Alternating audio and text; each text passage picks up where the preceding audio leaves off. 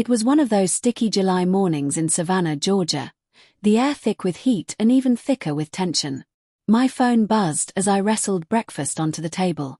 "Can you swing by the house and feed Coco? I had to leave early for a doctor's appointment." That was the text. From my mother-in-law, Janice. I blinked. Feed her dog.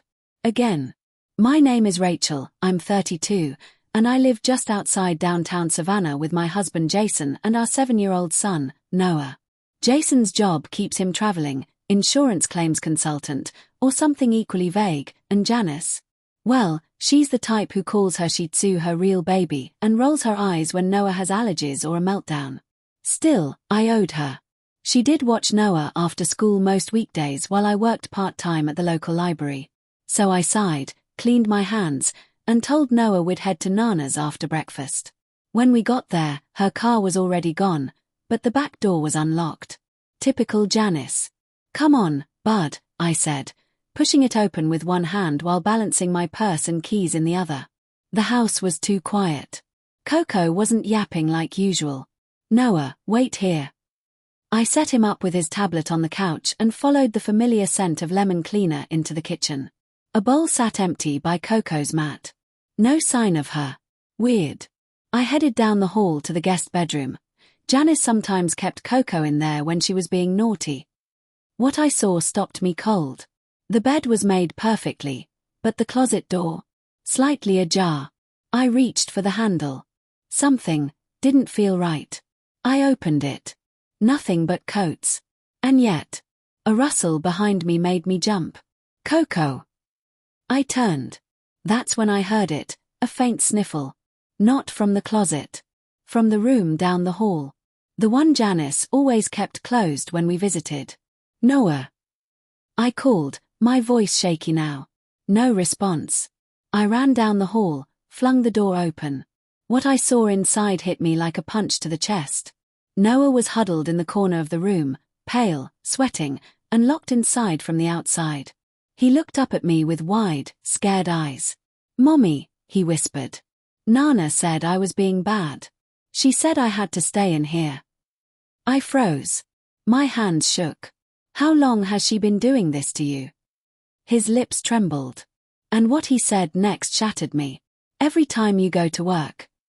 I stood there, frozen. The world tilted under my feet. Noah was still curled in the corner, knees hugged to his chest, his little Spider-Man backpack beside him, like he'd been living in here. My brain screamed this isn't happening. But it was. "Baby." I dropped to my knees and pulled him into my arms. "Why didn't you tell me?" He clung to me, whispering into my neck. "Because Nana said if I did, she'd tell Daddy I ruined stuff. That he'd get mad and not want me." My throat closed. Jason. My husband. The man who had once sobbed when Noah was born, who used to rock him to sleep during colic nights, he wouldn't believe this. Wouldn't protect him.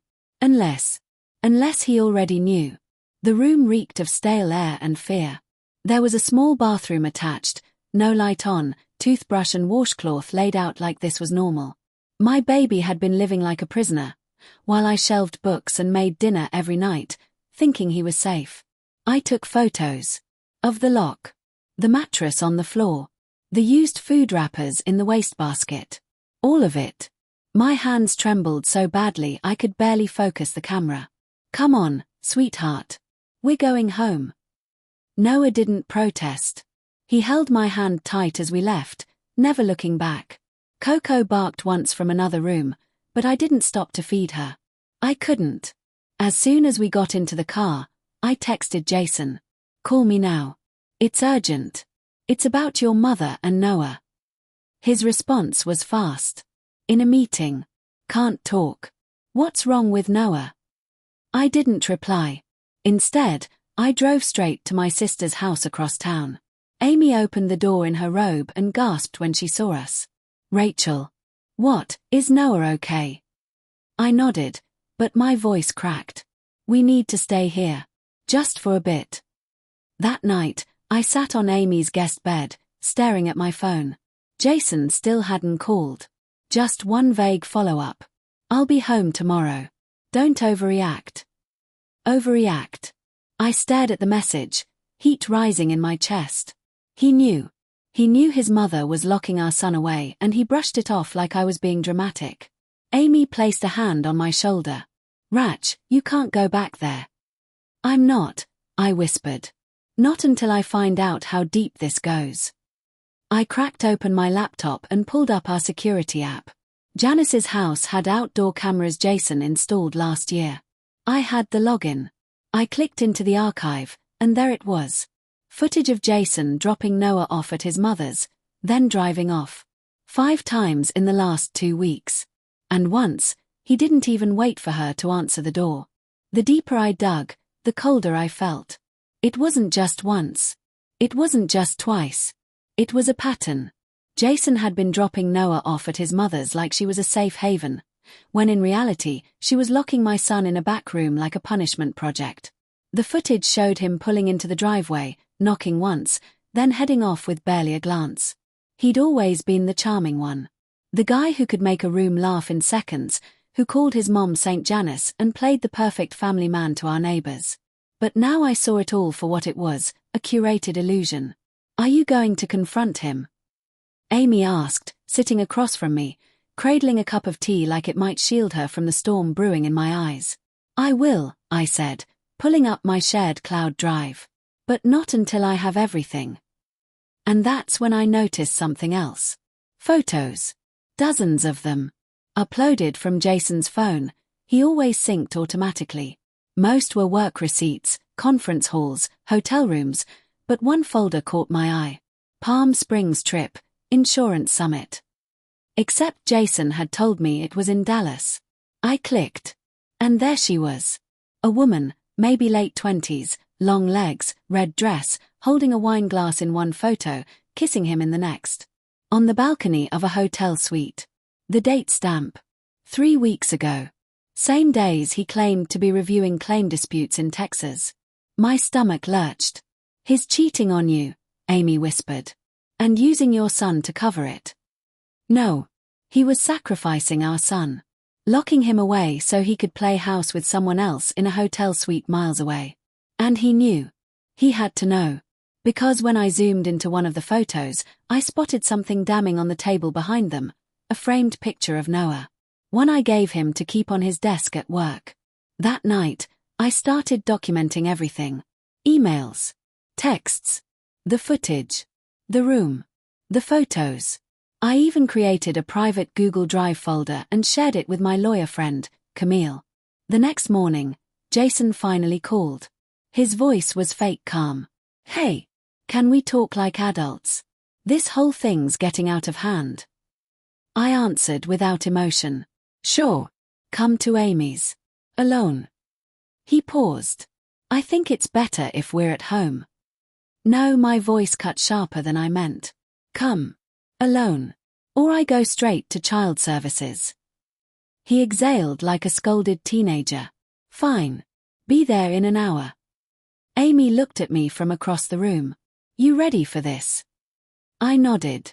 But when Jason walked through that door, the first thing out of his mouth wasn't, "Are you both okay?" It was, "You blew up everything over a little misunderstanding." I stood still.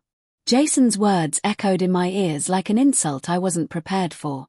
A little misunderstanding. Noah sat on the couch behind me, earbuds in, eyes on his tablet. I kept my voice low but firm. You call locking our son in a room a misunderstanding? Jason shifted, clearly thrown off by my tone. I didn't know she was doing that. You really think I'd let that happen? I took a deep breath, then opened my laptop. Let me show you something. I clicked through the security footage. Jason dropping Noah off. Noah waiting on the porch. Janice not even home yet. Then Janice dragging Noah by the arm through the doorway. Time-stamped. Dated. All of it. Jason's face tightened, but he still tried. Still tried. She must have. I didn't think, Rachel, you know my mom. She can be old-fashioned but she wouldn't hurt Noah. Old-fashioned. Jason. She kept a toothbrush in that room. She locked the door from the outside. He told me she threatened him. And you ignored my texts for 2 days after I told you something was wrong. He rubbed his temple, falling into that rehearsed sigh he always used when he was caught. Okay. Look. Maybe I should have been more attentive. But don't act like you're perfect either. That was it. The switch. The deflection. The classic Jason move. I pulled out the printed photo. The one of him in Palm Springs, lips locked with a woman who wasn't me. The date was circled. You were here. With her. While Noah was locked up like a stray. While I thought he was safe with your mother. He didn't even look at it. Just stared at me with a flicker of contempt. You really went digging, huh? No, I said, voice breaking. I went waking up. Jason scoffed. So what now? You're gonna play the victim. Take Noah away from me. I leaned forward. I don't need to play anything. I have evidence. Of neglect. Of emotional abuse. Of infidelity. You're not just a bad husband, Jason, you're a dangerous father. He moved toward the door, jaw clenched. This is insane. You want to destroy our family over a few mistakes. I looked him in the eyes. You already did. Then I gave him one last gift, or maybe a warning. I've sent everything to Camille. You know, the lawyer friend you always said was too aggressive. She's reviewing every file. Every clip. And I told her to forward it to Child Services if anything happens to me or Noah. Jason froze mid-step. I'm not afraid of you anymore, I said softly. You should be afraid of me. He opened his mouth to speak, but my sister stepped in behind me. You should go now, Amy said, voice like steel. Before you make this worse for yourself. Jason looked between us, his jaw ticking, then turned and walked out. But what I found later that night on our shared bank account made everything 10 times worse. After Jason stormed out, I thought I might finally breathe. But peace never comes that easily, especially when you're married to a liar with a backup plan. That night, I logged into our joint bank account. I hadn't looked in weeks. Jason handled most of the finances, something I once thought was chivalrous. Now, I knew better. The screen loaded. My heart sank. $42.16. I blinked, refreshed. Same. I checked the savings account. The one we'd been building for Noah's future. Empty. I couldn't believe it. He'd wiped us out. Amy came in and saw my face. What's wrong? He drained the accounts, I whispered. Every last dollar. All the money from Noah's college fund, everything. I grabbed my phone and called him. Straight to voicemail. Again. Blocked. I texted him. Return the money now. Or I go to the police. No response. Amy touched my shoulder. Call Camille. I did. She answered on the second ring, calm but sharp as always. He can't legally do that without your consent, she said. And if you file immediately, we can freeze whatever assets he tried to move. I don't even know where he sent it, I said, my voice shaking. Camille paused. Rachel, listen to me. He's panicking. And that means he's sloppy. Check credit card records. Transaction history. Venmo. Everything. I spent the next hour piecing it all together. One Venmo transfer, $8,000, to a name I didn't recognize, Chloe H. Another, $12,300, labeled investment stake. Then one final bank withdrawal from our joint account the morning after I confronted him. $28,000 cash. He wasn't just running. He was rebuilding a life. Without us. The worst part. It was working. Until I remembered something. Jason's LinkedIn page. His precious public image. He'd always been obsessed with appearances, bragged about being a family man, posted Noah's birthday pictures with captions like "My World." I called Camille back. You said I have options, right? Legal and social. She chuckled. I like where this is going. I laid it all out. The video footage. The emotional abuse. The financial theft. The affair. Camille was silent for a beat, then said, let's ruin him, politely, legally, and permanently. The next morning, I submitted a fraud report to the bank. Froze all joint cards. Then I posted a carefully worded public statement on Facebook and LinkedIn, tagging Jason's firm. As of this week, I have filed for full custody and legal separation due to serious safety concerns for my son and financial misconduct in my marriage. Thank you to everyone who's reached out in support. I will not be silenced. It took 2 hours. That's all. Just 2 hours before Jason's boss called me directly. Rachel, can we talk privately about what you posted? This could be very serious for Jason's future with us. Jason's boss was polite. Too polite. Rachel, he began cautiously over speakerphone. We were surprised to see your post, and frankly, concerned. I sat at Amy's kitchen table, laptop open, my son playing quietly in the other room.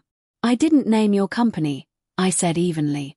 I simply stated the truth. My son was mistreated. I discovered financial misconduct. I have documentation. He hesitated. Do you plan on pursuing legal action? I almost laughed. I already have. But that's between me and Jason. Unless your firm intends to defend an employee who siphoned joint funds to finance an extramarital affair and abandoned his own child's well-being. In that case, I would name you. Silence. Then, we appreciate the clarity. Please keep us informed. He hung up fast. Amy leaned in, eyebrows high. Was that a threat? From them? No, I said, staring at the screen. It was fear. And we're just getting started. Later that day, Camille filed an emergency court petition to freeze Jason's personal assets. The court approved a temporary freeze on all identifiable accounts in both our names. I even got access to view recent business reimbursements Jason had submitted. Turns out, Jason had billed his company for flights that matched the dates he was with Chloe in Palm Springs, and for hotels that weren't even in the same city as his supposed conference. He had committed corporate fraud. We compiled it all. Every receipt. Every lie. Every ignored text when I begged him to explain why our son was acting afraid and withdrawn. The real kicker. One hotel receipt included room service for 3. Camille asked, squinting. So he's not just cheating. He's, what? Sponsoring a throuple now. I sighed. Doesn't matter. Let him spiral. By the end of the week, Jason was suspended from work pending an internal investigation. His company attorney requested a meeting. Jason called me that night, furious. I let it go to voicemail. Rachel, what the hell did you do? They're saying I'm under review, that I stole money. You're trying to destroy me. No. I was trying to protect what he almost destroyed.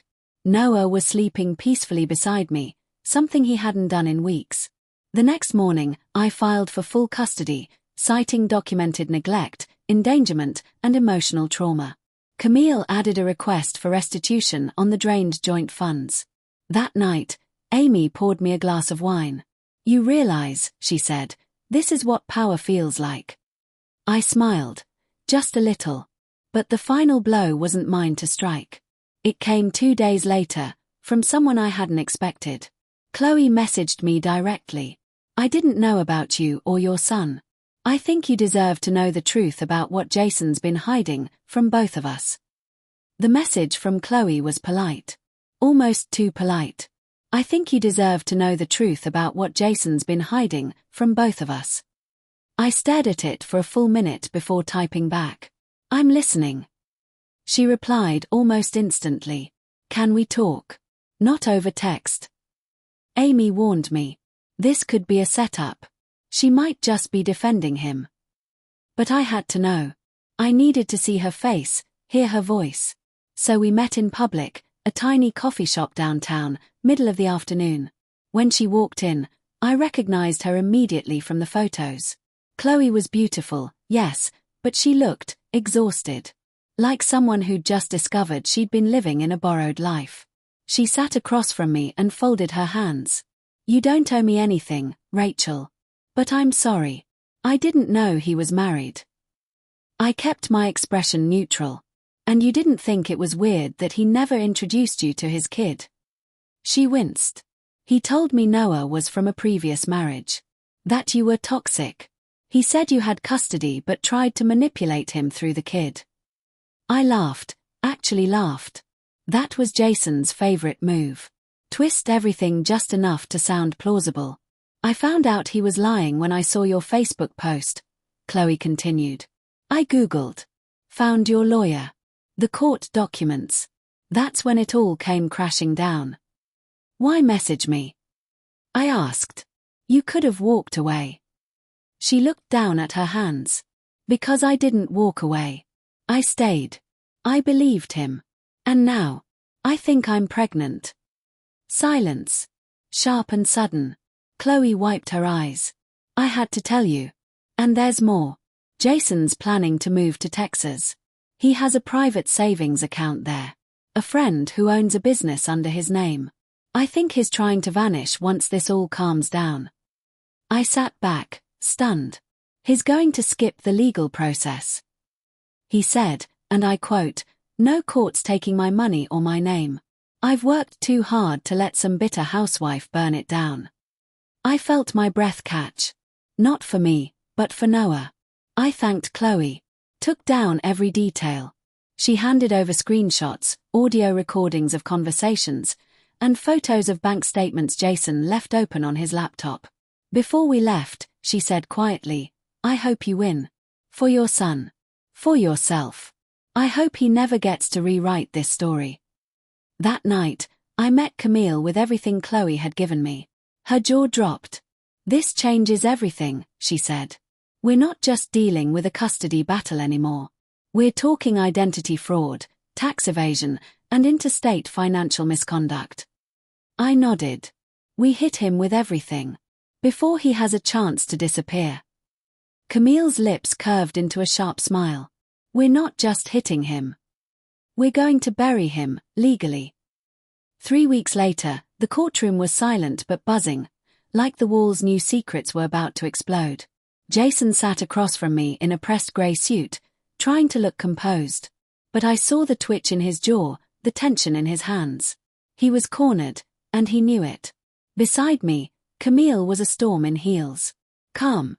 Precise. Deadly. The judge reviewed the file silently. Dozens of pages. Photos. Bank transfers. Audio recordings. Screen captures from Chloe. Statements from Amy. Even a sworn affidavit from Noah's pediatric therapist, confirming signs of trauma and emotional neglect. Jason's attorney tried to paint me as impulsive and overly emotional. Said the money withdrawals were for a surprise investment. That the room Noah was locked in was a quiet time space, and that Jason never gave permission for Janice to use a lock. But then Camille rose. She didn't yell. She didn't posture. She simply laid it all out. "Your Honor," she said, placing the final piece on the table, "this is a notarized letter from Chloe H., confirming that Jason Whitmore planned to transfer his identity and assets to a secondary business in Texas to avoid financial accountability to his wife and son. The audio recording attached corroborates this, and the bank documentation proves it." Jason turned white. The judge looked up slowly. "Mr. Whitmore, do you have any reasonable explanation for this plan?" Jason opened his mouth, but no sound came out. I didn't flinch. I didn't blink. I just watched the walls of his illusion collapse in real time. The judge's ruling was swift and clean. Full legal and physical custody awarded to me. Restraining order filed on behalf of Noah. Jason ordered to repay the drained funds in full within 90 days. Investigation into potential fraud and identity concealment referred to federal authorities. Outside the courtroom, Jason tried to approach me one last time. His voice cracked. "You've ruined my life." I looked him straight in the eye and whispered, "You did that all by yourself." Then I turned and walked away. Weeks passed. Noah began sleeping peacefully again. He laughed more. Ate better. The light in his eyes started returning. Chloe moved back to Colorado. She sent one last message. "He lost everything. And you got your son back." Camille called the day Jason's company terminated him officially. "He's blacklisted in the industry," she said. "No firm wants the PR nightmare." Jason's lawyer sent a final settlement offer. a structured repayment plan, permanent surrender of parental rights, and a non-disparagement clause, which Camille and I both declined. Because the truth deserves to be told. Today, I'm standing in my own home. With Noah. With peace. With power. Jason once told me I was too soft. He was wrong. I wasn't soft. I was sharpening.